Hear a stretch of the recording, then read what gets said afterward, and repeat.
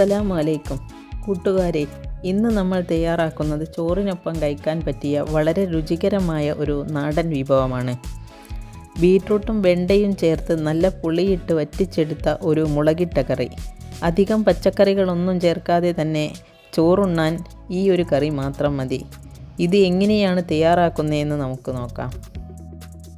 ആദ്യം ഒരു പാൻ ചൂടാക്കി 2 ടേബിൾ സ്പൂൺ വെളിച്ചെണ്ണ ഒഴിക്കാം.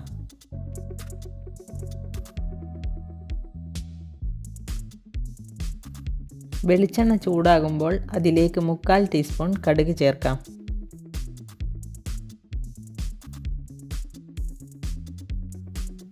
കടുക് പൊട്ടിയതിന് ശേഷം പാനിലേക്ക് 6 ചെറിയുള്ളിയും ഒരു ചെറിയ കഷ്ണം ഇഞ്ചിയും 5 വെളുത്തുള്ളിയും ചതച്ച് വെച്ചത് ചേർത്ത് കൊടുക്കാം.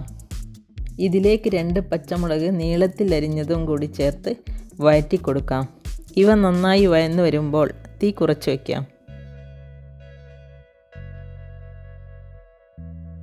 ഇനി 5-6 വെണ്ട ചെറുതായി കട്ട് ചെയ്തത് ചേർത്ത് ഇളക്കാം.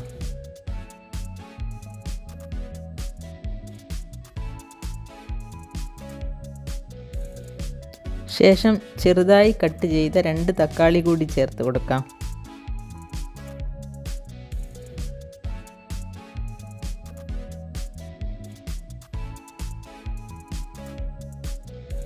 തക്കാളി ഇളക്കി കൊടുത്ത് നന്നായി വാടിയതിന് ശേഷം ഒരു ബീറ്റ്റൂട്ടിൻ്റെ പകുതി ചെറുതായി അരിഞ്ഞത് ഇതിലേക്ക് ചേർക്കാം.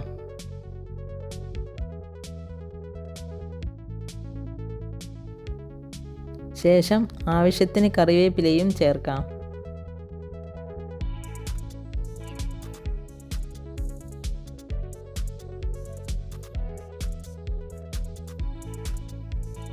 ഇനി ഇതിലേക്ക് 1/2 ടീസ്പൂൺ മഞ്ഞൾപ്പൊടിയും 3/4 ടേബിൾ സ്പൂൺ മുളക് പൊടിയും ചേർക്കാം.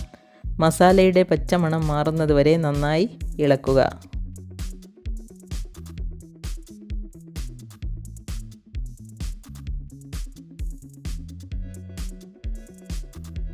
ആവശ്യത്തിന് ഉപ്പും കൂടി ചേർത്ത് കൊടുക്കാം.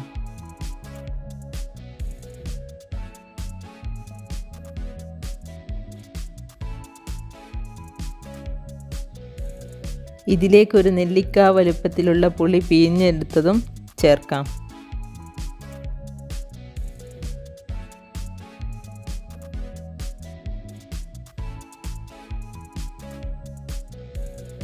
അവസാനമായി 1 കപ്പ് ചുടുവെള്ളവും കൂടി ചേർത്ത് ഇളക്കി കൊടുത്തതിന് ശേഷം പാൻ മൂടി വെക്കാവുന്നതാണ്. 15 മിനിറ്റ് തീ കുറച്ച് വെച്ച് വേവിക്കാം.